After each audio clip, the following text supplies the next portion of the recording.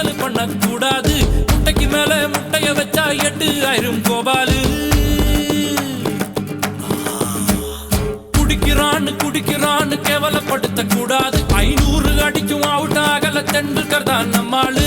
காஞ்சிபுரம் பட்டுடா, பழனி மலை மொட்டடா, பாண்டிச்சேரி மில்லிடா, நம்ம மதுரையில மல்லிடா. கோயிலுக்கு நேர்ந்து விட்ட கால இந்த சாமிடா.